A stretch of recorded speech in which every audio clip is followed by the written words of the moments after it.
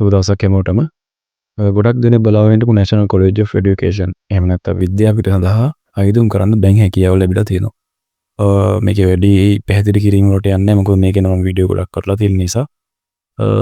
මේකදී මම දැනුවත් කරන්නේ ඔයාලට විද්‍යාපීඨ සඳහා දැන් අයදුම්පත් යොමු කරන්න ඇප්ලයි කරන්න පුළුවන් කියන එක විතරයි.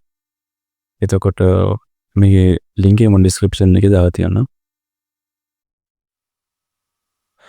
apply now කියන එක ගියාට පස්සේ අපිට බලා ගන්න පුළුවන් එයාලා කරුණු වගේ පැහැදිලි කරලා දීලා තියෙනවා.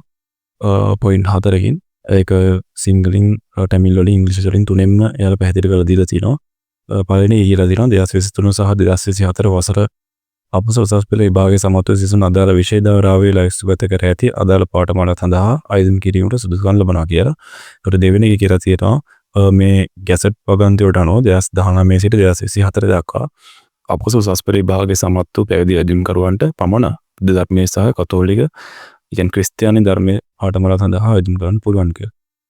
තුන්වෙනි පොයින්ට් එකේදී කියලා තියෙනවා අදාළ පාඨමාලා යටතේ ගැසට් නිවේදනයේ දක්වන සෑම විස්තරයක්ම කියවා අවබෝධ කර ගැනීම සහ ඒ අනුව මාර්ගගත අයදුම්පත් සම්පූර්ණ කිරීම අයදුම්කරුවෝ වගකීමක් කියලා. ඒ කියන්නේ ඔයාලා අයදුම්පත පුරවද්දී කිසිම ගැටලුවක් ඇති නොවෙන විදිහට සමන්ගේ සත්‍යය තොරතුරු දාලා ඒ විදිහට අයදුම්පතේ කිසිදු ගැටලුවක් ඇති නොවෙන්න ඇප්ලයි කරන්න. මොකද මම මේක එඩිට් කරගන්න විදිය ගැනත් වීඩියෝස් කරලා තියෙනවා. ඒ කියන්නේ දවස් 7ක් ඇතුළත කොහොමද මේක ඔයාලා දාපු අයදුම්පත එඩිට් කරගන්නේ ඒ ගැනත් විතර මම වීඩියෝ එක දාලා තියෙනවා. මගේ YouTube channel එක ගැන බලා ගන්න පුළුවන් ඔයාලට.